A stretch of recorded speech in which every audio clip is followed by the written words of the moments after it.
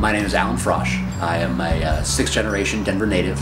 I'm a board member for the Crohn's Colitis Foundation of America, the Rocky Mountain chapter. I chair a professional group as well, and I'm the chair of the A Touch of Football event in January each year, and member of the walk committee, and very proud to be the honored hero for 2014. When I was 7, I was very sick, lost weight, a lot of the issues that a lot of people see before they're diagnosed. And I was officially diagnosed with colitis. It was very severe, and it took them a few months to diagnose me fully, and I think that during that time it got a lot worse, and I think that they just decided it was easiest to just take the whole colon. It certainly is extreme to take out an entire organ, but when they were able to confine the disease, or the disease was confined to one organ, it made a lot of sense to just make the decision to do it, because it was 1992 when there wasn't a lot of research around what had caused it, what the issues were. At that point, it was still seen to be a digestive issue, not an anti-immune issue. Had 3 surgeries in July, November, December of that year. Removed the colon fully, full pull through. Everything was overall pretty easy. Gained a lot of weight through prednisone and those medications, but really was a real full treatment. Had great doctors, great care at Children's Hospital.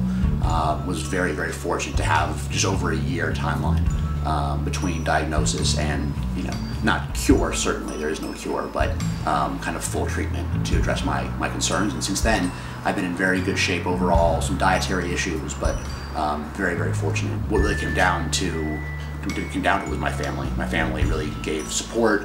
They're fantastic, not only having the resources to help me get rid of the disease itself, but the emotional support to be there and make sure that I knew that it wasn't the end of the world, that it wasn't something that I would always have to deal with.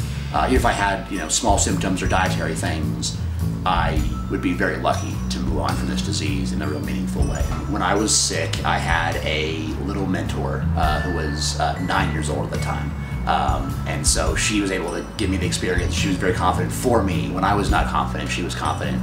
And she was just a real inspiration to me that things would be fine and that I had to deal with this disease and have surgery, be in the hospital and miss school, but eventually it'd be okay. And she was right.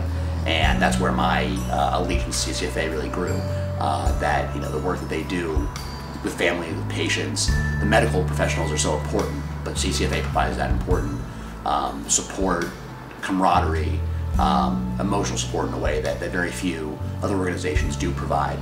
And it's so important for people, whether they're 7 or they're 70, providing that background to say, look, it's going to be okay. We have services, we have support groups, we have other people who've been where you are, and they're just fine, and you'll be just fine too. And that's why I'm involved to this day.